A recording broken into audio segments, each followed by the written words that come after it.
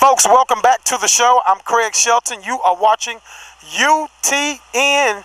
This is 15.2, folks. The all-new UTN on 15.2 KVVV. And we appreciate you folks making that move from 43.8 to 15.2. Now, your job is not done yet because we need you to spread the word. Facebook, via Facebook, Twitter, and let everyone know. Call your friends, text them, email, whatever, that UTN is now on 15.2.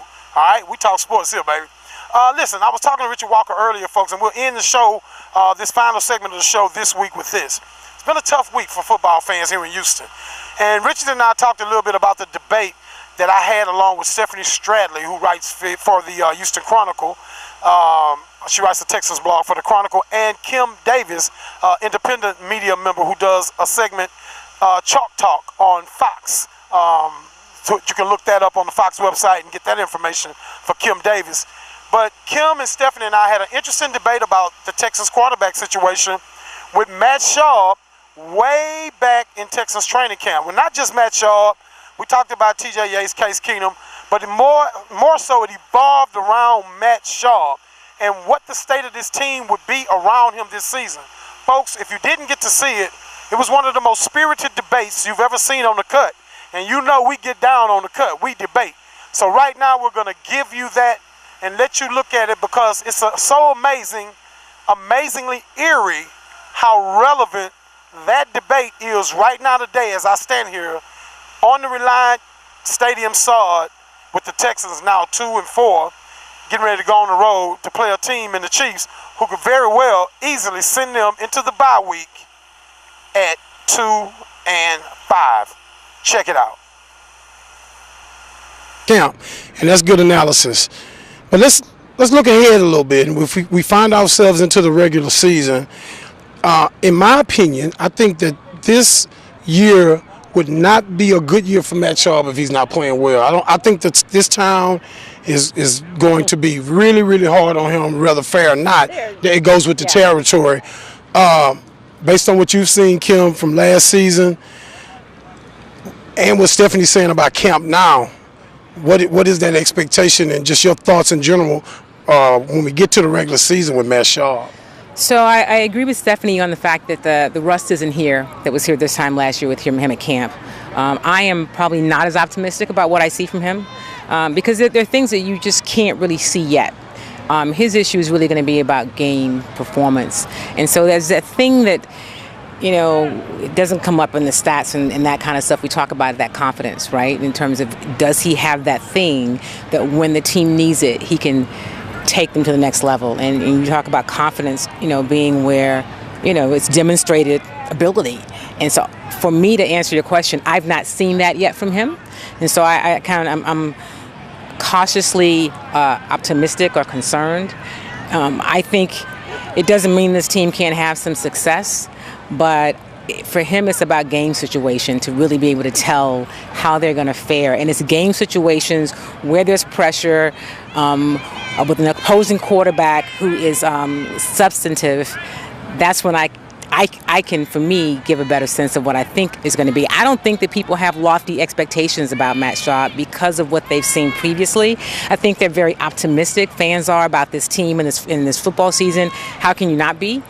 But just winning the AFC South again is not enough, and that's not going to be a cakewalk because, you know, the Colts is going to be a much better team, and it's not a given. Mm-hmm. So, but that I think for Texans fans is not going to be enough. So the expectations are a little bit further. I mean, they love Super Bowl, but can you get to a championship? AFC championship at minimum. And I think the fans are. This is a football state, a football town, and they're excited. I mean, they're out here on Friday morning in the heat, so they want to see them do well. But I don't think the expectations are real high. I think that people are hopeful, but we'll see. There's a definite difference between hopeful and expectations. Here's my thing with Matt Schaub. I think how dare I have the audacity to compare Matt Schaub's state with this city to one of Les Stargene, but I will. Hear me out. Stephanie is ready to dig into me with those lawyer claws. No, I said in these terms. I don't think Les Stargene has a lot to prove in training camp. I don't care what he does in training camp. It's not going to matter a lot to people. Right. It's what he does in the regular season. And I think, we ask the questions because that's kind of what we do, doing what we do in the media. But regardless of what we think the final resume will be on Matt Schaub, we can all agree we don't put too much into what he does out here. We just want to see him healthy out here. Yeah. With him, it's like Gene. It's what Matt does when it really matters in the regular season. We know he can play football. We know he's better than any quarterback in camp. It's what he does. But with Matt Schaub, the progression is even greater because it don't matter too much about the regular season even with him. It's what he does in the playoffs when it matters to get this team to the next level. Matt is not young enough and he's not old enough that we're concerned with what he's at that middle ground where, dude, it's all about winning on the highest level. Are we in agreement there? Yeah, I mean, really, it's always wait and see with any quarterback. What have you done for me lately? Unless you've done a lot for you lately. Okay, so Tom Brady. So Tom Brady, guys, Tom Brady gets a pass. Maybe Peyton Manning gets a pass. Not too many people get a pass. Even Joe Flacco. This might surprise people. Joe Flacco had a significantly worse season than Matt Schaub did last year. And Matt Schaub, and this is something that a lot of fans don't realize if you just break down the metrics. Last year wasn't same old Schaub. His numbers at the end of the season were by far the worst numbers he's ever had since he's been at the Texans, even before he knew the playbook. Why was it? Well, if anybody knew those answers, they're not talking about them. And I have a blog post where I try to break down some of the reasons why it could be. But whatever happened in 2012 is 2012. This is 2013. And I think the narrative of Matt Schaub is the narrative of a lot of quarterbacks that haven't won the big game or haven't really had that many opportunities in the playoffs. And define that narrative. The narrative is the Joe Flacco narrative, which is he went to the playoffs a number of times and he was considered the weakest link. It was the defense that did it. It was Ray Rice that did it until he finally broke through and did it. And there's been so few really relevant seasons of the Texans because so many years before Wade Phillips, the defense didn't have a real chance. Like maybe they could have eked into the playoffs, but they wouldn't have been a legitimate team because those defenses were so terrible. Once Wade Phillips came to the team, you could win games in multiple different ways. You could win it with defense. You could win it on the offense. You could, have a shootout. You could win a low-scoring game. So they have the pieces in place, and with a very short season, you only have 16 games. It's not like basketball. It's not like baseball. So there's a lot of luck involved with any individual game, and the best teams take the luck component out of it, and they blow out bad teams, and they're always. Every week you don't know whether they're going to win or lose against the good teams. And that's what any team aspires to. But he really hasn't had that many opportunities to shine in the playoffs because he wasn't a part of the 2011 team. And the 2012 team, to be honest, didn't do him any favors. If you don't have, let's say, Tom Brady, what do? You put parts around him. And for so many years, they were putting all the parts on the defensive side of the ball because why? The defense stunk. Right. So finally, this year, they've gotten DeAndre Hopkins. They have some of the pieces that they got in place from the offensive line and are trying to develop that. But you're not doing your quarterback any favors when you have two positions, sometimes three positions on the offensive line rotating. You don't have another wide receiver on the other side. But isn't that what I think I know what you're going to say? But isn't that what makes the argument for the folks that don't have as much confidence as some others in Matt is that you have to be so perfect around him everywhere else, and if you're not, he doesn't have those attributes to compensate. Is that kind of where you were going? That is where I was going. And I'm also going to say playoffs matter, but there are, to me, it seems like watching him line up, and it seems kind of an odd thing to observe, but when he has lined up, let's look at last season, regular season, across quarterbacks, who are of the top level, the top tier quarterbacks in the league, he becomes somewhat of a shrinking violet. He's not on the same field with. Well, that was What was that? Not against. Not again. Well, no. That was also I think an early. Come in, ladies. Let's That talk was an about early that. Peyton Manning. I think the Broncos that the Texans faced early is not the same Matt Broncos. Schaub had 4 touchdowns that game. Listen, Matt But part Schaub of- but had part some of the- great numbers, and here's my point. No, My no, point but is no, this. that- No, no, that was let me a- that was finish. a Let me great finish. individual performance. Let me finish. So you He's can't put up blow some. that off. I'm not blowing it off. My point is this. Numbers don't always really matter. This, we look at quarterback ratings sometimes, we look at stats, and we talk about that, and that's easy to check it off. But the things that make you win ball games, obviously, whoever has the most points wins at the end. So I'm not knocking him, but I am saying that there are some regular season performances. Peyton Manning, that was almost a perfect Texans game. He didn't win it by himself. He had that's some help. true. But in other games, a Packers game, they were awful. They didn't play well. I mean, Patriots. Well, it wasn't defense just. were bad too. Yeah, those I'm saying that games. there are a lot of times. But here's the thing: The defense didn't finish last year. The defense didn't finish. But there are games. Those are times when these top tier quarterbacks, which I don't think he's one of, No. sometimes make the difference. They can make the difference. Now, granted, the Texans have a much better defense if they're all playing well. Arian's healthy. Now you got more weapons on offense. All those things working. No, It I could be a think different scenario. I think for any team, it's about health. It's not a sprint, it's a marathon. And what happened to this Texans team, I think, is they got really unhealthy at the wrong time. If you look at the injury list that happened after the Detroit game, where they played all those games all in a row, the injury list was huge. And some of the unsung things that weren't talked about enough, I think, was the injuries to the tight end position. At the beginning of the year, they had 3 tight ends in the top 15 in efficiency in the NFL. And that's unheard of because that was the strength of that team. You had experience at that position. You didn't have it at the wide receiver, so why not use that? Yeah. But unfortunately, at a very key time at this season, Garrett Graham had his concussion right before the Patriots game. So when they're running multiple tight end sets, they had to run out an offensive lineman, which nobody thinks is going to be able to, catch the ball.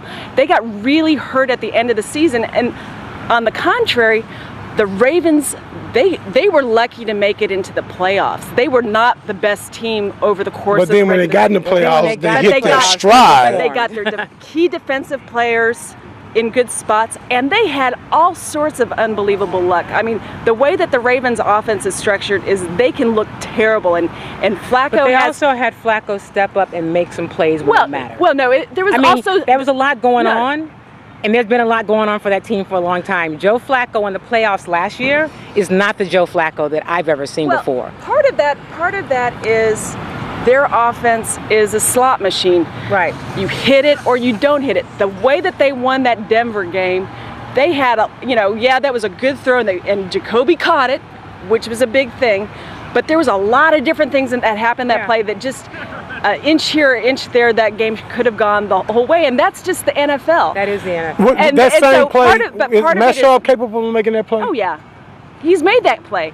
I can tell you all sorts of times in the past where he's made that play, but can he make that play In that circumstance. And he just hasn't had that many opportunities. So when we talk about what kind of player he is in that circumstance, it's one of the problems is it's a super small sample size. He just In regard hasn't to been in those- playoffs, I agree. I regard to agree. playoffs. Yeah, I agree. In regard to the And playoff, it has been a small sample size. But let me define the play I'm talking about. Is the play in the Super Bowl that he made to Jacoby Jones. Okay. See, here's why I don't think Matt Schaub can make that play.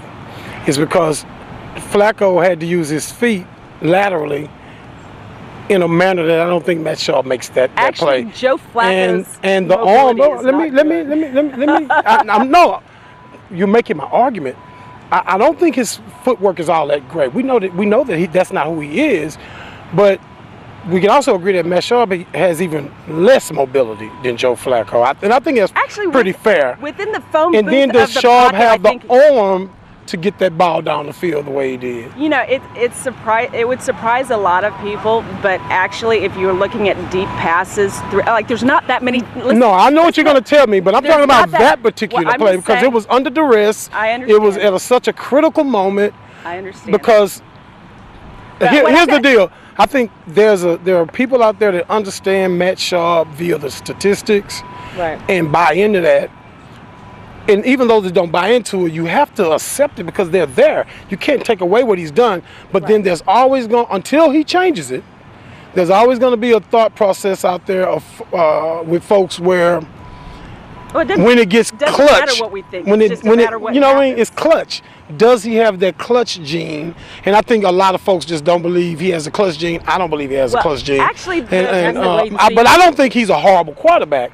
I just think it's just what expectations. Mark Vandermeer made a great point on Texans All Access where he talked about folks that just say Matt's horrible, can't do anything, basically that they're idiots, and Mark and I have had that conversation before, and I was like, it's really all about expectation.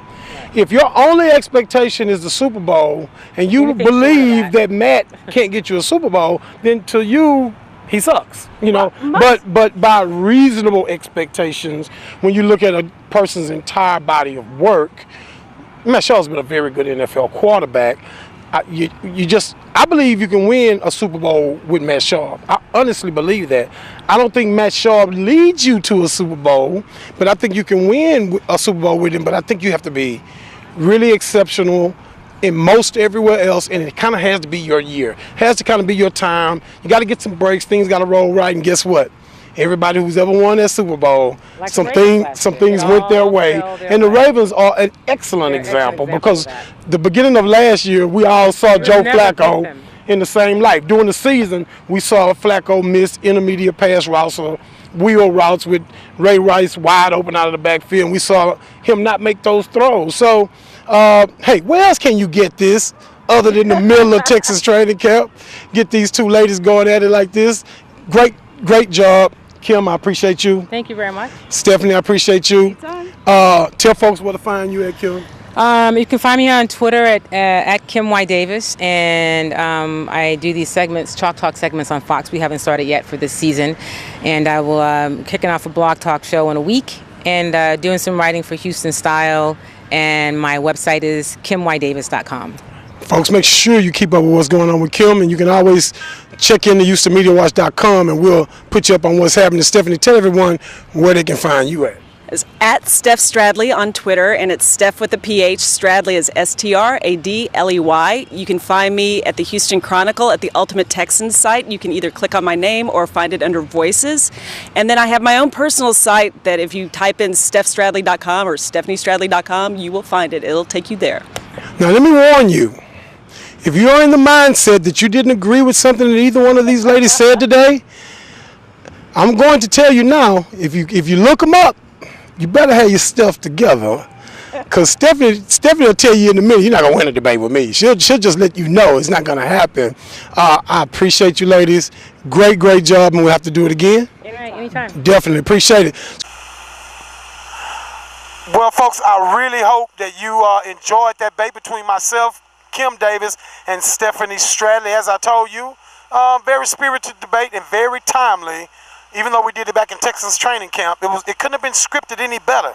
It's so relevant what we talked about then, now, with the state of this team. Amazing, folks. We appreciate you joining us this week for Big Richard Walker, Barry Warner, and all our guests tonight here on the show. We appreciate you, and we'll see you next week. From now to then, ask yourself, can you make the cut?